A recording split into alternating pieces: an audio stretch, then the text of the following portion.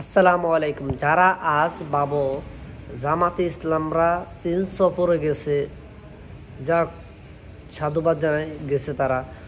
অতএব দেখেন China China আবার এই যায় আপনার রাশিয়া, উত্তর কোরিয়া, কিংজং, মনে করেন এই এই তিনটা দেশ, যে কোনো একটা দেশ, যে কোনো রাষ্ট্র পুরো বিশ্বটাকে খুঁটিটা লড়ায় দেয়।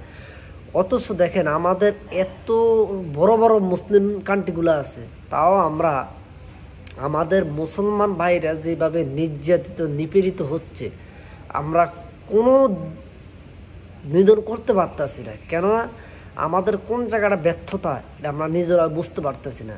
অতএব আপনারা যতই শক্তিশালী হন না কেন, আগে আপনাদের চাটুকাগিরি করতে হবে। আপনারা এই চাটুকাগিরি করার কারণে আজ ফিলিস্তিনি, গাজায়, লেবানন যে হামলাগুলা বর্বরতা চালাচ্ছে ইসরায়েল, মনে রাখতে হবে এটা আমাদেরই কারণে এত বড় তার দুঃসাহস পাইতে আছে।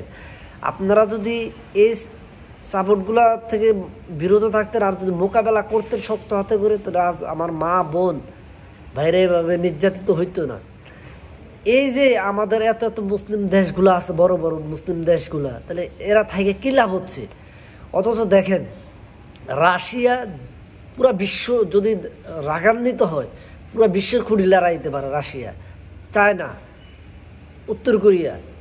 তাহলে বুঝেন ওরা কত শক্তিশালী।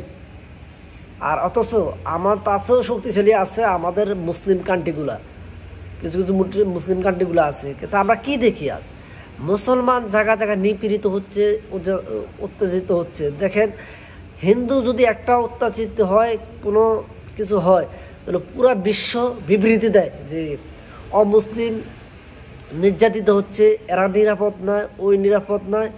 দেখেন বাংলাদেশে কিন্তু আমাদের হিন্দু ভাইরা, অন্য ধর্ম যারা আছে, তারা কিন্তু অনেক সুখে শান্তিতে বসবাস করতে আছে। তারা আমরা কি দেখি যে আমাদের বাংলাদেশের থেকেও পার্শ্ববর্তী দেশ যেভাবে বিবৃতি দিচ্ছে যে বাংলাদেশে হিন্দু সংখ্যালঘুগুলা আপনার নির্যাতিত শিকার হচ্ছে, মন্দির ভাঙ্গা হচ্ছে, যেভাবে মায়া কান্না কানতে আছে। অথচ তাদের দেশের যে হিন্দু বৌদ্ধ খ্রিস্টান নির্যাতিত হচ্ছে, তাদের মাথা ব্যথা নাই।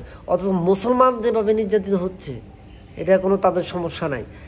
তারা একটার পর একটা ভারত যেভাবে মসজিদগুলো নিধন করা শুরু করছে, এগুলা কখনো কোনো মুসলমান দেশ হিসেবে আমরা কোনো কাম্য করিনি।